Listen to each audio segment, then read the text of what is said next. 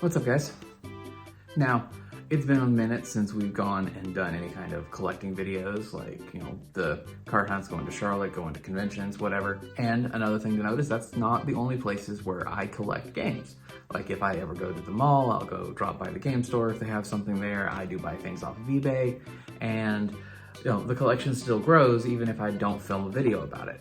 So I thought today would be a good day to go over some of the few things I've gotten to add to the collection outside of a video. So let's go on and get on with that. A hot minute ago, I went into the local mall and found a copy of Ratchet & Clank: A Crack in Time. With this, I have basically every mainline Ratchet & Clank game. I don't have, which one was it? A Quest for Booty. That was released only digitally here in the States, and if I want a physical copy of it, I'll have to import a European version. But now I'm only missing the PSP games and the PS2 port of Size Matters, which is great because I love this series. I've been wanting to play through the games that I played as a child again, and then I wanted to play through the ones that I missed out on, which is the PS3 set. And then I also picked up a copy of Metroid Fusion. For those who don't know, I love the Metroid games. Didn't get into them until really late. Like I didn't play Super Metroid. The first one I played was Super Metroid, and I didn't play it until 2017. I actually finished it at MagFest that year. So I've been slowly working my way through the main Metroid games. I played the first one, but I haven't finished it. And while I haven't played Metroid 2, I did play Samus Returns on the 3DS.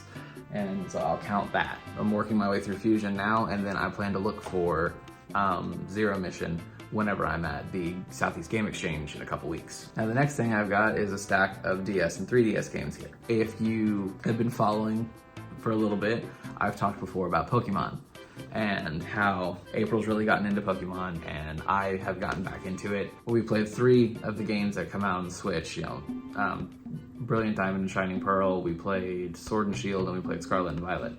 Well, it's getting time that we're gonna have to start going backwards if she wants to play all of them. And one of our Charlotte trips a few weeks back, you might remember I picked up a copy of Pokemon Omega Ruby. Since then, I've also gotten Alpha Sapphire. But on top of that, I also have gotten Sun and Moon, X and Y, and I didn't need to get these, but to settle the collector bug in me, I got the original Diamond and Pearl. So those are definitely really nice to have, and I'm excited to be able to play all of them together with her and she gets to experience all of Pokemon, because now I think the only thing I'm missing is Gen 5 now. I need to get some kind of start on Gen 5, but God, those games are expensive. But we're both gonna need 3DSs and able to play them.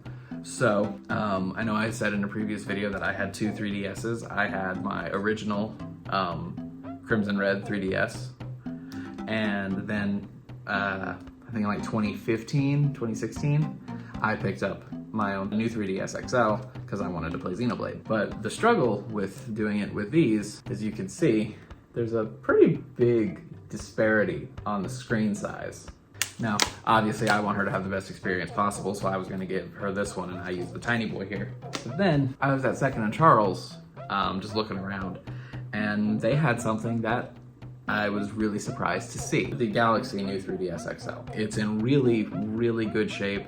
The price on it was very fair, actually a little undervalued. So I saw that and I was like, I have to get it. And now I can use mine and she has her own for her to play Pokemon on. But that's the extent of the collection growing since that I've done recently.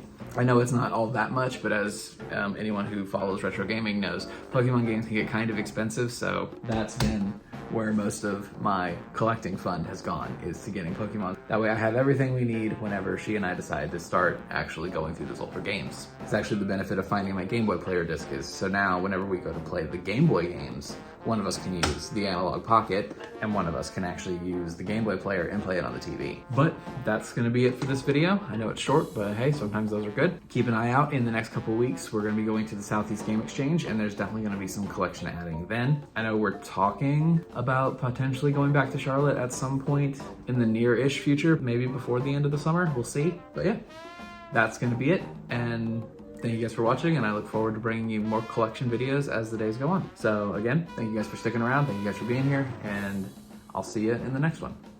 Have a good one, y'all.